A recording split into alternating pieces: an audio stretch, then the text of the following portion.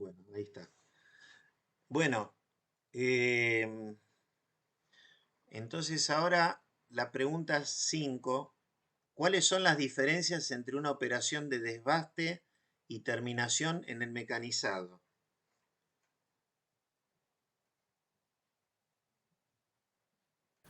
Y en el desbaste hay mayor, se saca mayor cantidad de material, ¿no? Sí, Y en Gustavo, el ¿no?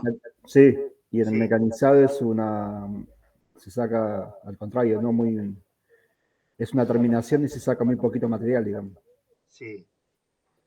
Y nosotros tenemos acá el tema este del mecanizado, concretamente, porque bueno, en las superficies de las piezas, ya sean las piezas fundidas, forjadas, todas las piezas fundidas o forjadas, para pasar a ser utilizables, por decirlo de alguna manera, requieren de que varias de sus superficies lleven mecanizados para darle una mayor precisión, para darle una determinada rugosidad. Y bueno, así es que estamos relacionando lo que sería el mecanizado con la terminación superficial, ¿no es cierto? Y por un tema económico se busca que se hagan en el menor tiempo posible, digamos, las operaciones.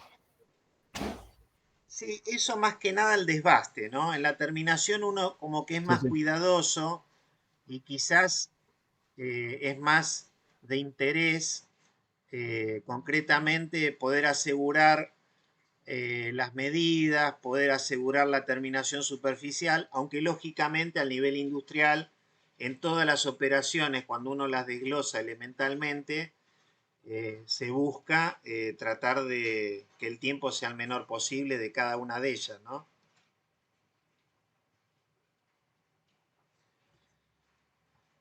Bueno, ahora hay un ruido tremendo. Bueno, Es que la está pregunta... cayendo granizo, profe. Si tiene el auto afuera, vaya a buscarlo porque está cayendo granizo. Sí, acá Tengo un cayó con techo todo, acá. Fiore. Hay un techo de metal, ¿viste? Que posiblemente por eso se escuche tanto ruido, ¿no? Ah, ok. O sea, el auto, gracias, el auto está abajo del techo. Ah, y dijo la compañera Daniela que en este momento no tiene micrófono, así que está escribiendo por el chat. Bueno, yo no lo veo. Si comenta algo, si me lo leen, por favor, porque yo no veo el chat. Bueno, Bueno. ¿Cómo se diseña la rugosidad de una superficie torneada? ¿Se acuerdan que habíamos visto una fórmula asociada al torneado y otra fórmula asociada al fresado? Que son, digamos, los dos métodos de arranque de viruta, digamos, que más se utilizan en la industria, ¿no? los que tenían que ver con la velocidad de avance, o Sí, va, esos escalones que quedaban, ¿no?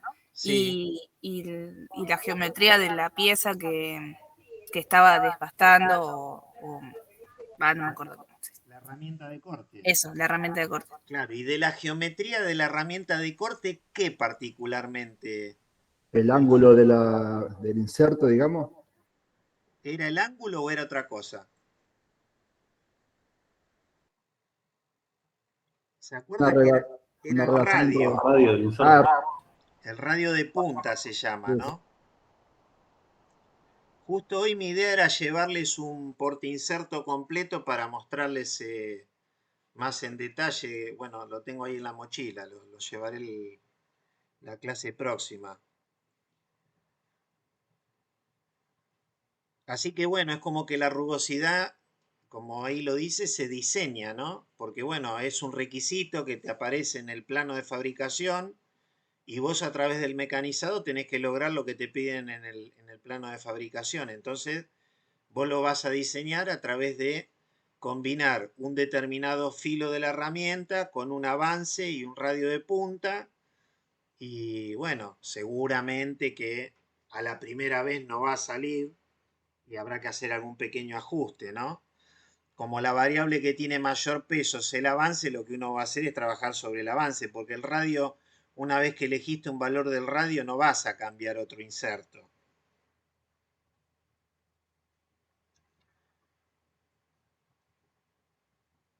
¿Y había algún otro parámetro que podía influir sobre la rugosidad?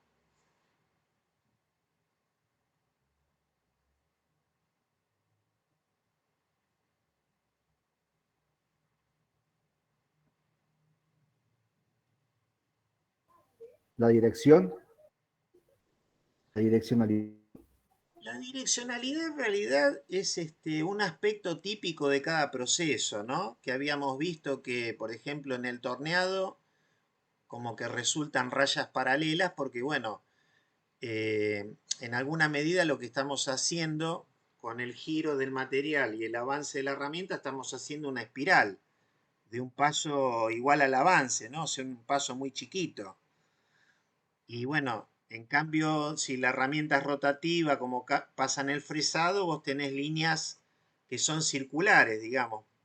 Eh, pero, por ejemplo, ¿se acuerdan la velocidad de corte? ¿Influía la velocidad de corte? Había un gráfico que mostraba la rugosidad cortando a 12 metros por minuto y en otro caso a 250 metros por minuto, creo recordar. A ver. Yo creo que sí que influye la velocidad de corte, profe. O sea, te lo digo porque he visto planos que dice que ir a cierta velocidad. Y Ah, me mira, parece. Pero eso no es muy común, ¿eh? Profe, el ángulo de ataque. El ángulo de ataque también te influye sobre la rugosidad. Sí, claramente que influye. Porque, a ver, ¿nosotros hablamos del ángulo de ataque en algún momento? Disculpen que yo se me mezcla como... Bueno, por ahí yo me mezclé, profe, perdón. Perdón, o sea, leí los apuntes y estaba leyendo otros apuntes que tenía extra, o por ahí mezclé todo. Ah, ¿María habla? Sí, soy yo. No, no, perdona que no, no. Mirá, el ángulo de ataque, por ejemplo, acá en esta imagen, ¿no es cierto? Esto sería la herramienta que es la cuña sólida, ¿correcto? Que acá dice tool. Bueno, esta es la viruta, la cara, esta cara sobre la cual desliza la viruta se llama, bueno, rake face, que es la cara de ataque concretamente. Y el ángulo de ataque es el ángulo que forma esta cara respecto de una normal, de una perpendicular a esta superficie mecanizada. Entonces, a ver. Claro, pero yo digo porque, por lo que usted dijo de que es verdad que uno el radio del inserto, por ahí, o sea, no lo cambia, o sea, no sé, digo, a mí me pasó que en una época trabajaba en una empresa metalúrgica y, por ejemplo, compraban los insertos y los compraban como por cantidad. Y claro, se usaba el mismo inserto, o sea, no iban a decir, ay, para esta voy a comprar un inserto y para este otro compro otro, no, o sea, era, salvo los que eran para lo que era terminación, que por eso usaban un inserto un poco mejor, era lo que era desbaste usaba siempre el mismo. Ujú. Y claro, o sea, pero vos con un mismo inserto, con un mismo radio del inserto, cambiando el ángulo de ataque, influía, según me acuerdo. Eh, pero por ahí lo digo desde es más de experiencia que no sé si lo decía al apunte o si yo me estoy Pero mezclando. María, igual, Perdón si lo confundo. no, no, para nada, no, no. Si vos no cambias el inserto, el ángulo de ataque tampoco cambia, ¿eh? Porque el ángulo de ataque viene incorporado al inserto y el ángulo de ataque que termina viendo el mecanizado depende del ángulo del inserto y del porte inserto. Entonces, como vos no cambias nada, no cambias ni el porte inserto ni el inserto, el ángulo de ataque no cambia. Ahora, la afirmación que vos haces, si yo, por ejemplo, tengo este plano, ¿no es cierto? La herramienta va, digamos, mirando la pantalla. Vamos a suponer que el material está quieto y la herramienta va de la derecha a la izquierda, ¿no es cierto? O sea, se mueve hacia allá, hacia el lado izquierdo, ¿no? Si este plano estuviera más adelantado, miren, vamos a poner así, así puedo escribir. Si este plano que está acá ¿no es cierto? Yo lo tuviese así, ¿no es cierto? De manera tal que la viruta se vería forzada a doblarse, bueno, ahí se me trabó el mouse, a girarse hacia la pieza, eh, lo que puede pasar es que acá en la punta de la herramienta se genera como una fractura. Y entonces esa fractura te termina influyendo sobre la terminación superficial. Entonces lo que vos dijiste es correcto, que el ángulo de ataque influye. No sé si se entendió. Ah, pero entonces, eso, profe, yo no lo sabía.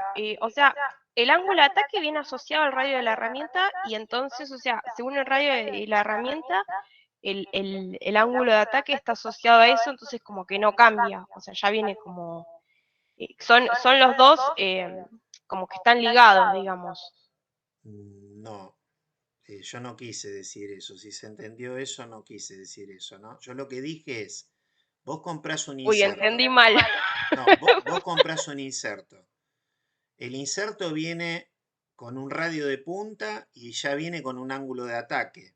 No quiere decir que estén asociados. Por supuesto que cada inserto tiene un diseño, lógicamente, ¿no? Entonces, bueno, puede haber cierta sociedad, como vos decís, entre el radio de punta y el ángulo de ataque, pero yo nunca vi que nadie se refiera a esa sociedad, ¿no es cierto? Tampoco como que esa sociedad no está descrita en la bibliografía, nada. Pero claramente, si vos quisieras, por ejemplo, trabajar con herramientas, con que vos le fueras variando el ángulo de ataque, o sea, si vos fueras utilizando distintas herramientas y fueses variando el ángulo de ataque, podés tener un efecto sobre la terminación superficial, manteniendo todo lo demás constante. O sea, el mismo material, la misma profundidad de pasada, el mismo avance, la misma velocidad de corte y el mismo radio de punta.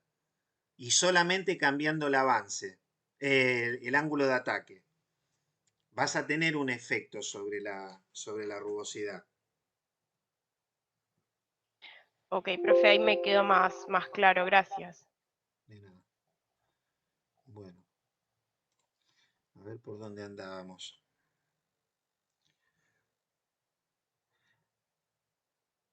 Bueno, el tema de la direccionalidad de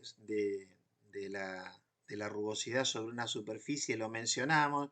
Hay un ejemplo con una imagen de una superficie electroerosionada, que en la electroerosionada en realidad no hay ninguna direccionalidad. Por eso en las superficies electroerosionadas en general la rugosidad se mide en cualquier orientación y debería dar valores muy parecidos.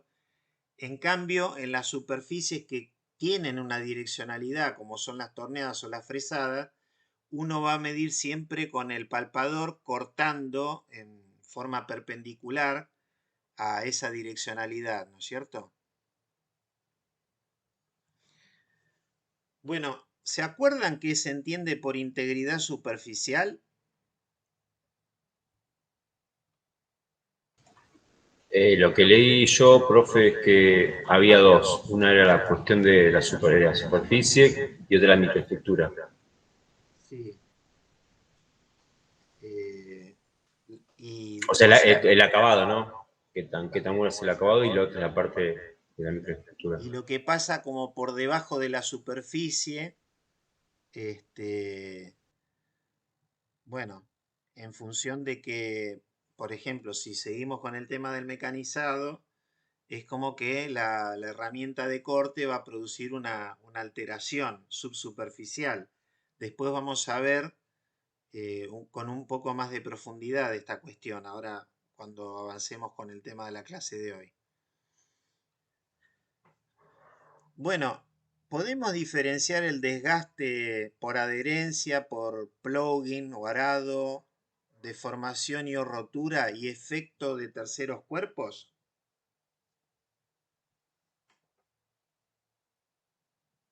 ¿La adherencia qué sería?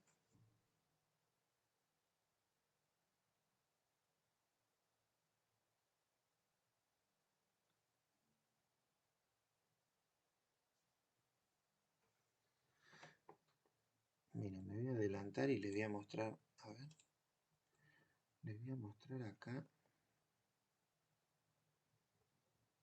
Yo me acuerdo que eran como varios dibujitos, como de dos piezas rozándose y que tenían diferentes características, pero no me acuerdo de si esto así. Creo que era eso. Sí, miren esto, les voy a mostrar este video. O sea, a ver, si hay adherencia, quiere decir que lo que sería el metal más dúctil, por decirlo de alguna manera, se está pegando, se está transfiriendo a la superficie del material más duro y evidentemente en determinadas condiciones del proceso eso ocurre inclusive habiendo un lubricante de por medio. Con lo cual, si se produce la adherencia, de algún modo el trabajo del lubricante no resulta eficaz. Porque bueno, se está rompiendo la película, porque la fricción es tan elevada que el material se está deformando plásticamente y como que se suelda sobre la superficie y se forma como una unión metálica, digamos, que puede ser muy fuerte.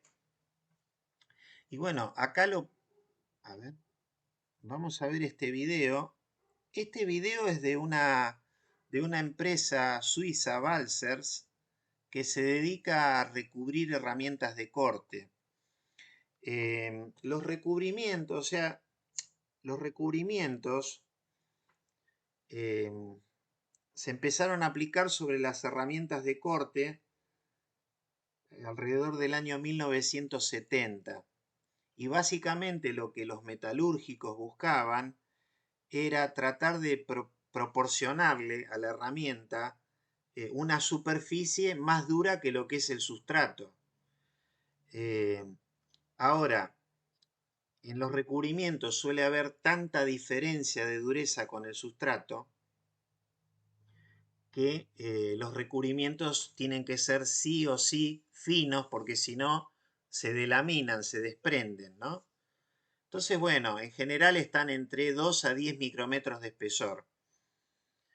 Y bueno, y sucedió una cosa inesperada para los metalúrgicos, por lo menos así lo dicen en toda la bibliografía, que como les comentaba, lo que ellos buscaban era un material para depositar sobre la superficie con una dureza muy elevada, pero también se encontraron con un material que reducía la fricción de manera bastante significativa. Entonces ahora vamos a ver en un proceso de mecanizado en seco, con una herramienta sin recubrir y una herramienta recubierta, qué diferencia hay en relación a la adhesión.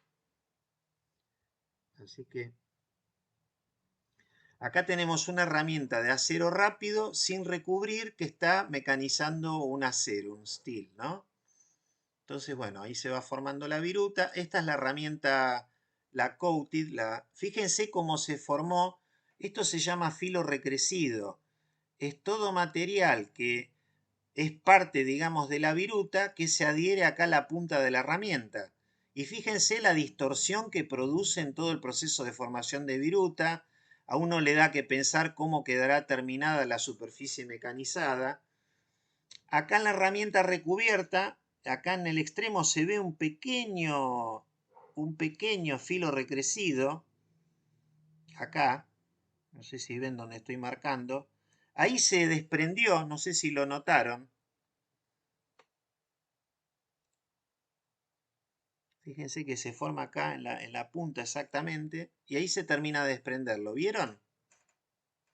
Sí, sí, se ve. Sí, se Sí, ve. sí, claro. Sí. Bueno, eso es lo que nos está mostrando. Fíjense, bueno, el grado de distorsión que tenemos acá con la herramienta sin recubrir, ¿no? Lógicamente eso me va a afectar la terminación superficial, me va a afectar la medida de lo que estoy mecanizando. Bueno, es un problema si yo con este filo quiero asegurar la terminación superficial y no lo voy a poder hacer, ¿no? Y bueno, este proceso de formación de filo recrecido que se habla en el mecanizado, en inglés se dice BUE, B larga UE, que es Built Up Edge. Built up es como levantarse, como crecer, ¿no? Y edge es algo que crece sobre la arista, algo así sería la traducción. Y lo que yo les decía, que este proceso en realidad de adhesión es un proceso no controlado, o sea, el usuario, quien está eh, trabajando en el mecanizado concretamente, no puede controlar lo que sucede con el proceso de formación de filo recrecido. Y como ustedes vieron, el filo se forma, en un momento se desprende, luego se volverá a formar, luego se volverá a desprender. ¿Y qué pasa? La unión muchas veces suele ser tan fuerte que cuando se desprende se puede llevar parte del filo de la herramienta. Entonces me está activando un determinado mecanismo de desgaste que, bueno, me va a afectar el filo, y al afectar el filo, todo lo que le pase al filo se va a terminar transmitiendo a la superficie que mecanizamos. Si es una herramienta de desgaste, no nos va a importar. Si es una herramienta de determinación, sí nos va a importar. ¿Y Entonces, bueno, se hicieron estudios sobre eso, por ejemplo, para saber cuánto tiempo duraba una herramienta o sí, un... sí, sí. así? Sí, de eso hay mucho trabajo hecho, Fiamma, sí, sí, sí. Sí, yo no lo voy a, no, o sea, no es mi idea explicarlo, porque si no es como que todo se hace interminable, ¿no? Pero, y la materia es de conformado plástico. Imaginen que, o sea, dentro de los contenidos de la materia es una unidad que orientada al mecanizado, pero hay muchísimo para hablar de. O sea, en una materia, en otra carrera es una materia por sí misma. Claro, sí, Eh, sí, se entiende. pero, ¿ustedes vieron teoría de organización de empresas? Lo que es, ¿vieron cuando se habla del Taylorismo? Sí, Sí, en organización organización industrial. industrial. Ujú. Organización industrial. Bueno, Frederick Taylor, o sea, el creador del Taylorismo, fue quien se dedicó concretamente a estudiar esto que vos preguntás, Fiamma.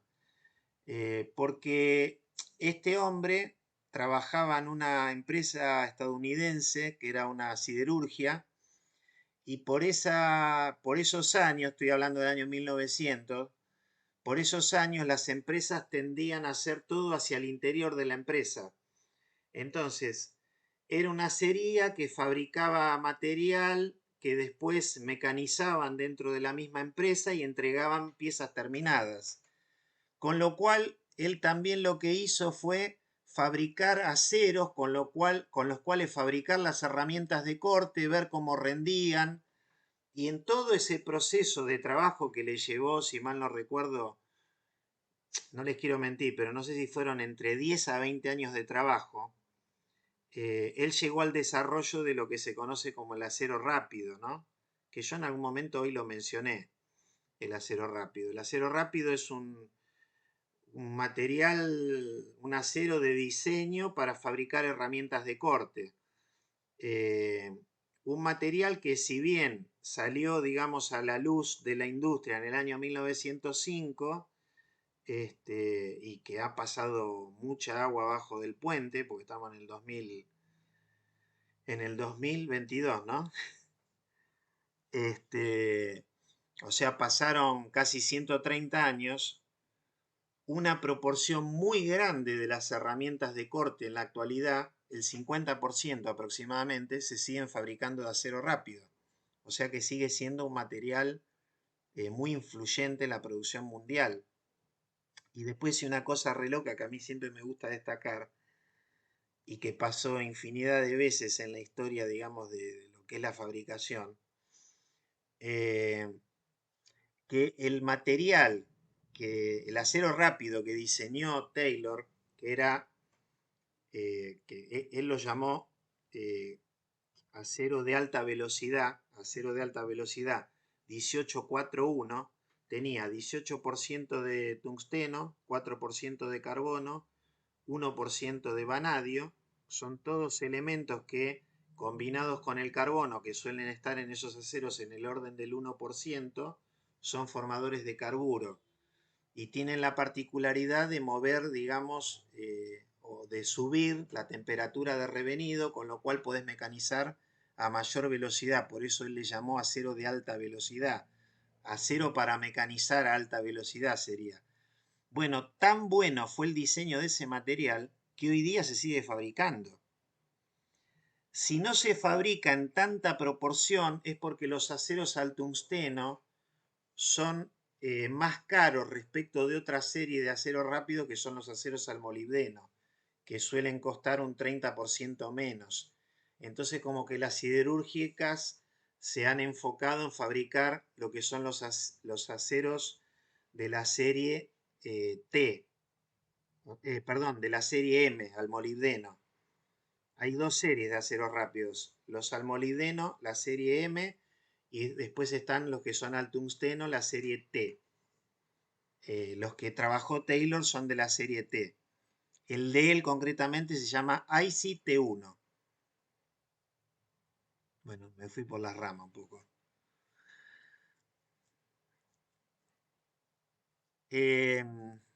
Bueno, y el segundo, ¿qué era el plowing?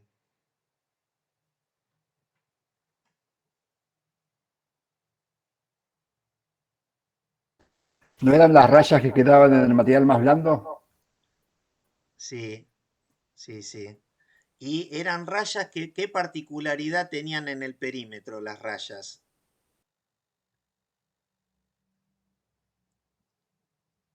Tienen como una rebaba, porque en realidad es como que el material más duro se clava en el material más blando, le hace la raya, pero también es como que corre el material lateralmente.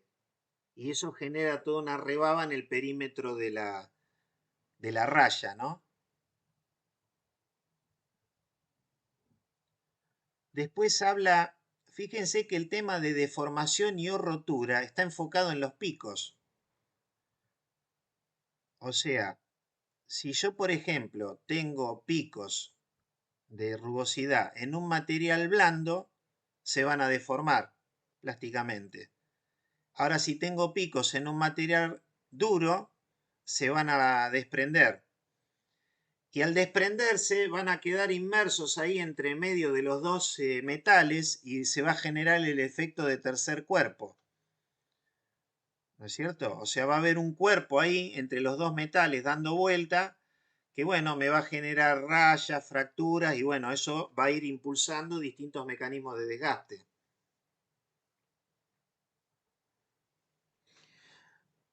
Bueno, por último, ¿se acuerdan qué valores puede alcanzar el coeficiente de rozamiento?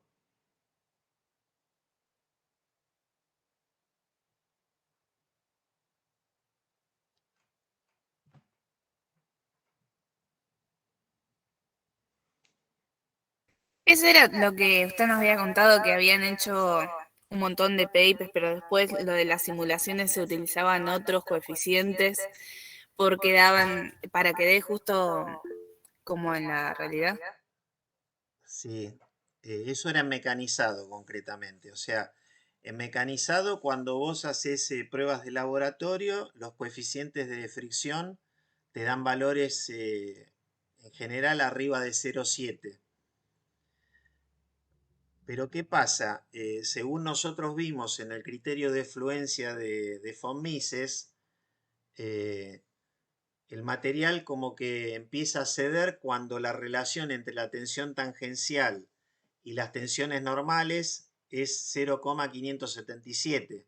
O sea que en alguna medida ese podría ser el límite del coeficiente de fricción, ¿no? Por eso, cuando se hacen las simulaciones computacionales, los que hacen esas simulaciones utilizan coeficientes por debajo de 0,577 porque si no el software no tiene la capacidad de hacer que la viruta se genere, que la viruta circule por la cara de desprendimiento de la herramienta. Y A pesar de ello, bueno, este hombre Astakov decía que los resultados que se encuentran haciendo esto son muy parecidos a los experimentales.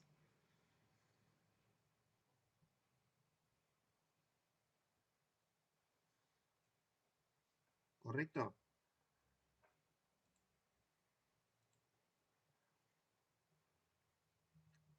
¿Alguna consulta? No.